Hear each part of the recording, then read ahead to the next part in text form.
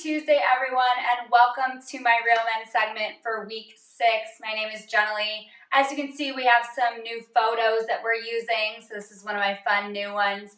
And also, I'm wearing the breast cancer awareness t-shirt. Of course, we are in the month of October, so just want to send a quick thought to everyone dealing with breast cancer, everyone who has dealt with breast cancer or who has lost someone to breast cancer. I know I just lost a coworker not that long ago. So breast cancer awareness month, but as we are in week 6. Let's move it on to my picks. First, I have my Go Hard picks. So my first Go Hard pick this week is wide receiver A.J. Green of the Bengals. Hey people, A.J. Green is back. I know you suffered through last season. I suffered through last season. I had him in one of my leagues, but he is fully back this year. And let's just say the last 3 weeks, looking at what he's done, he's had 23 catches for 387 yards. He had that huge 200 and whatever yard game and 2 touchdowns. So that's just what he's done in the last 3 weeks. And he has a really good matchup this week. Dalton is on fire. He plays Buffalo this week, and Dalton has thrown for 1,518 yards, 11 touchdowns, and only 2 interceptions in these first 5 weeks. So, of course, it helps your wide receiver when the quarterback he's playing with is on fire. Dalton is just playing with a completely different confidence this year. And also, A.J. Green is catching 72% of what is thrown to him. So we always talk about targets on this show. Targets are fantastic, but the person needs to be catching those balls that are being thrown to them. So he's catching 72%. That's a really good percentage. And Buffalo has given up 7 touchdowns to wide receivers, and the Bengals have the 5th best passing offense. So the Bengals are having a lot of success passing the ball. Buffalo is not stopping the pass at all. That's why I think this is a great matchup for A.J. Green. I think this is going to be another week that he'll go for over 100 yards, and I'm predicting he scores 2 touchdowns for you guys this week. On a side note, too, you might want to look at Marvin Jones and Mohamed Sanu as well, because, again, this Buffalo pass defense is not very good. So I know A.J. Green is a no-brainer, but I'm going to throw those other names out there for you as well to keep in mind. If they're out there on the waiver wire, they might have a good week too. It should be a good week for all Cincinnati Bengal receivers. Let's move it on to my next Go Hard. My next Go Hard is quarterback Drew Brees of the Saints. He's playing on Thursday Night Football against the Falcons. Oh, Drew Brees, I feel for you this year. I know it is rough in Saints land this year. It is not easy. But hey, the last 2 weeks he's thrown for over 300 yards in each game. He's still passing, even though we don't know half of the receivers he's passing to this year. And he's had 4 touchdowns, 2 touchdowns in each week of the last 2 weeks. So he's still getting some production, even though it's been a little bit rough. He is still Drew Brees. They are still the Saints. They are going to throw the ball. And as I mentioned, they play the Falcons.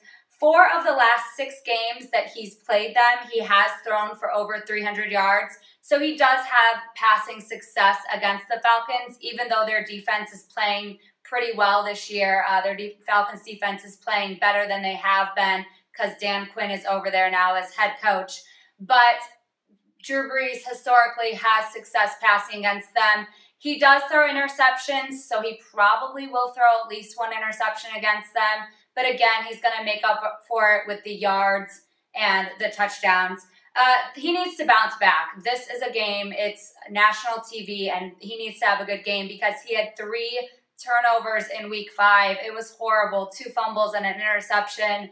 He needs to have one of those weeks that he just goes and gets back on track. And also, this game could be a shootout. It's a home game for Brees and the Saints. As we know, the Falcons are able to score, and the Saints' defense is not that good. So this could be a game that ends up being high-scoring and a shootout. He's going to have to pass some touchdowns and pass for a lot of yards. He should get you some points this week.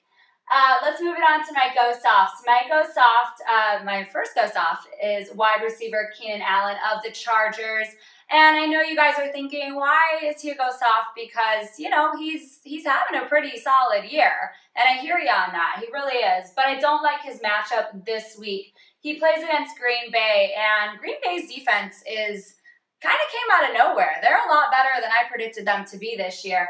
And they've only given up 3 touchdowns to wide receivers in 5 weeks. So they are holding those wide receivers out there and not letting them get in the end zone. And let's face it, in fantasy, you want every one of your players to get a touchdown.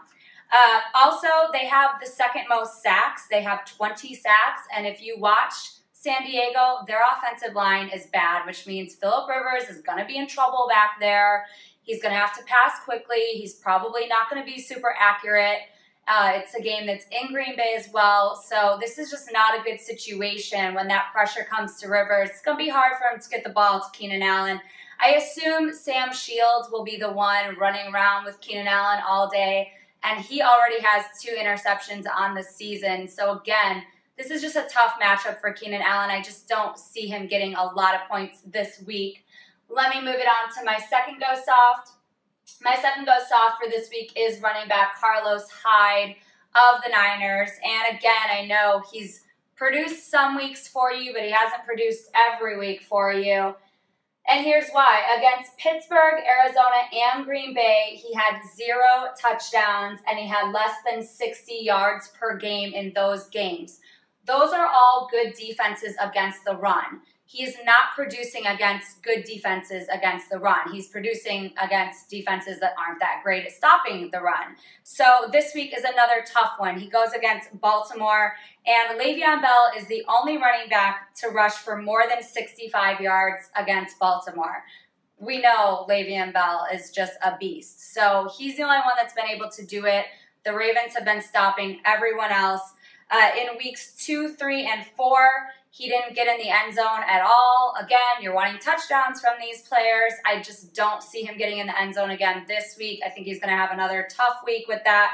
And he's not targeted much in the passing game as well. If you're in a PPR league, that matters for your running backs. You want them to be catching balls as well. And he's only been targeted 13 times compared to a lot of running backs that have been targeted 25 to 35 times already through this 5 weeks. So they don't use him a whole lot in the passing game. He's up against a tough run defense.